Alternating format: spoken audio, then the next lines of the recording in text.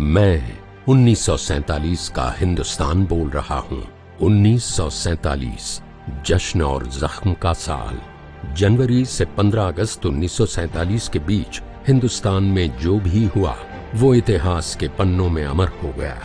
15 कहानियों की इस सीरीज की पहली कड़ी में आज जानिए हिंदुस्तान से ब्रिटेन तक कैसी उथल पुथल मची थी। जी हाँ, मैं 1947 का हिंदुस्तान बोल रहा हूँ और मुझे बोलना पड़ रहा है क्योंकि जनवरी से 15 अगस्त के बीच का वो सबसे चमकदार और सबसे दागदार वक्त मुझ पर कैसे गुजरा मैं ही जानता हूँ। एक तरफ मेरा जिस्म खून की लाली में सराबोर था तो दूसरी तरफ ये होली के गुलाल में नहा रहा था। जनवरी का वो दिन मुझे अच्छी तरह याद है। गुनगुनी धूप खिली थी। तारीख थी 22 जनवरी 1947। दिन बुधवार। वक्त सुबह 11 बजे। जगह दिल्ली। संविधान सभा कक्ष में संविधान सभा के सदस्य जुटे हुए थे। मौका था उस उद्देश्य प्रस्ताव को पास करने का जिसे 13 दिसंबर 1946 को डॉक्टर राजेंद्र प्रसाद की अध्यक्षता में हुई संविधान सभा में 210 सदस्यों की उपस्थिति में पंडित जवाहरलाल नेहरू ने प्रस्तुत किया था। इसके पास होते ही हिंदुस्तानियों की ये हुंकार अंग्रेजों सहित पूरी दुनिया ने सुन ली थी कि मैं एक पूर्ण संप्रभुता संपन्न गणराज्य बनूंगा जो अपना संविधान खुद बनाएगा।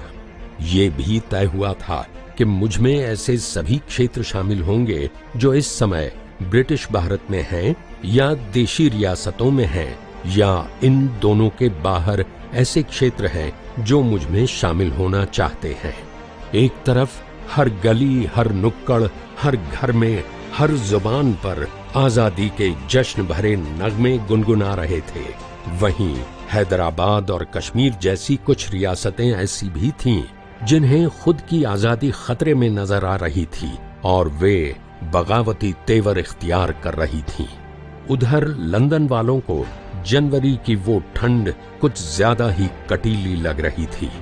गजब की ठिठुरन के बीच ब्रिटिश प्रधानमंत्री क्लेमेंट एटली ने माउंटबेटन को अपने निवास 10 डाउनिंग स्ट्रीट में बुलाकर बता दिया था कि वे वाइसरॉय बनाकर हिंदुस्तान भेजे जा रहे हैं और उन्हें उसकी आजादी की राह को आसान बनाने का काम करना है।